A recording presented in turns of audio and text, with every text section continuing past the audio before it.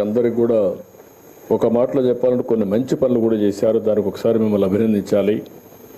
యువత భవిష్యత్తును నాశనం చేస్తున్న మారక ద్రవ్యాల్ని, మహిళలపై జరుగుతున్న నేరాలు, రోడ్డు ప్రమాదాల నివారణకై ప్రత్యేకమైన దృష్టి పెట్టారు.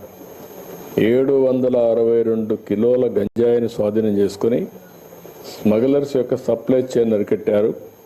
179 మందిని అరెస్ట్ చేశారు. స్మగ్లర్స్ పై NDPS చట్టంతో పాటు PD యాక్ట్ కూడా పెట్టి జైలు పంపించారు. This is the biggest break through. మనస్ఫూర్తిగా అభినందనలు.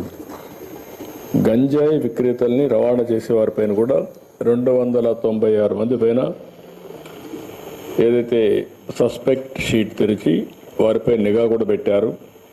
ఎర్ర చందనం స్మగ్లర్స్ అరికట్టడానికి బాగా గట్టిగా పనిచేస్తున్నారు.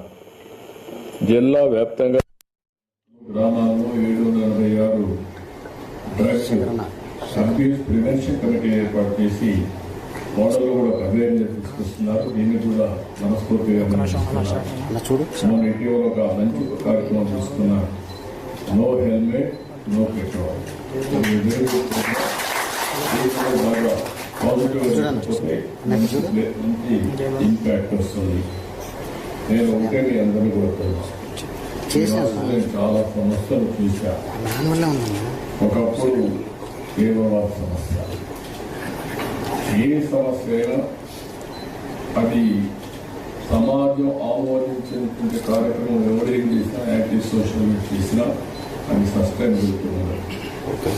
ఆ రోజుల్లో నేను చాలా గట్టిగా ప్రయత్నిస్తాను. 2003 నా మీద హత్య ప్రయత్నం చేసిన, 23 క్లీన్ మైన్స్ ప్లాన్ చేసిన పరిష్కారం అయ్యే పరిస్థితి వస్తూ ఉంది. అంటే మనం గుర్తుపెట్టుకోవాల్సింది ఏదైనా సరే సమాజ హితం కోసం కాకుండా, రాజ్యాంగ పరంగా కాకుండా చట్ట వ్యతిరేక కార్యక్రమాలు ఏవి కూడా సస్టైన్ కావు. రాయలసీమలో ఒకప్పుడు పెద్ద ఎత్తున ముఠా కక్షలు ఉండేటివి. ఒకరినొకరు చంపుకునేవాళ్ళు, ఆధిపత్యం కోసం పోరాడారు. అలాంటివి కూడా ఆ రోజు చాలా స్పష్టంగా ఫైట్ చేశాం. ముఠా కక్షలను అణిచివేయడమే కాకుండా ముఠా కక్షల్ని పూర్తిగా కంట్రోల్ చేసి నార్మల్కి తీసుకొచ్చాం. ఆ విషయం కూడా మనందరం గుర్తుపెట్టుకోవాల్సిన అవసరం. ఆ సందర్భంలో మా పార్టీ వాళ్ళు, తెలుగుదేశం పార్టీ లీడర్స్ అయినా వాళ్ళు కూడా అరెస్ట్ చేశాను. ఎందుకంటే కఠినంగా వ్యవహరిస్తే తప్ప ఇది సాధ్యం కాదని. అదే సమయంలో 3వ సంవత్సరం మీరు ఒకసారి చూస్తే కమ్యూనల్ వైలెన్స్ వచ్చి హైదరాబాద్లో 6 నెలలు కర్ఫ్యూలు పెట్టి రాష్ట్రం మొత్తం అనేక ప్రాంతాల్లో మత విద్వేషాలు రెచ్చగొడతా ఉంటే దాన్ని కూడా కంట్రోల్ చేశాం. అయితే ఈరోజు ఇంకొక పక్కన మీరు చూస్తే రౌడీయిజం నేను ఒక మాటే చెప్పాను. ఎవరైనా సరే రౌడీగా ఉండాలనుకుంటే మాత్రం ఈ రాష్ట్రంలో మీకు ప్లేస్ లేదు. అవసరమైతే రాష్ట్ర బహిష్కరణ చేశాం. కొంతమందిని గట్టిగా కఠినంగా యాక్ట్ చేశాం. దాంతో రౌడీలు అనేవాళ్ళు కూడా ఎక్కడా లేకుండా పోయే పరిస్థితులు. ఒకప్పుడైతే గల్లీకి ఒక రౌడీ, వీధికి ఒక రౌడీ కూడా తయారై పెద్ద ఎత్తున సెటిల్మెంట్ వీళ్ళే, భూ కబ్జాలు వీళ్ళే, ఊర్లో పెత్తనం వీళ్ళే, వీళ్ళ ఇష్ట ప్రకారం చేస్తే అవన్నీ కంట్రోల్ చేశాం. కానీ 1924 లా అండ్ ఆర్డర్ విచ్చలవిడిగా భ్రష్టు పట్టించారు. ఇంకొక పక్కన అనేక సమస్యలు వచ్చాయి. తిరుమల తిరుపతి దేవస్థానం అపవిత్రం చేసే పరిస్థితికి వచ్చారు. భక్తుల మనోభావాలు దెబ్బతినే పరిస్థితికి వచ్చాయి.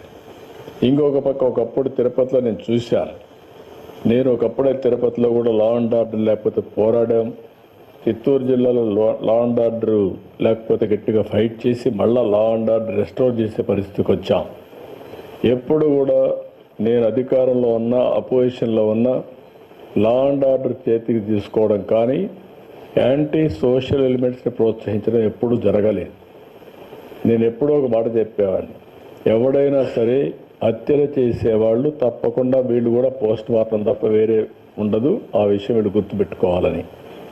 ఎందుకంటే నేను లా అండ్ ఆర్డర్ మీద ఒక ప్రశాంతంగా ఉండాలి, శాంతి భద్రతలు పరిరక్షించాలి. అప్పుడే సమాజంలో ఒక శాంతి ఉంటుంది, ఒక భద్రత ఉంటుంది. భద్రత ఉంటేనే పెట్టుబడులు వస్తాయి. భద్రత ఉంటే అందరూ కూడా హ్యాపీగా ఇంట్లో పడుకుంటారు. లేకపోతే ఈ సమస్యలు వస్తాయని ఎప్పుడూ కంట్రోల్ చేస్తూ వచ్చాం. దానివల్ల చాలా వరకు కంట్రోల్ అయింది. ఈ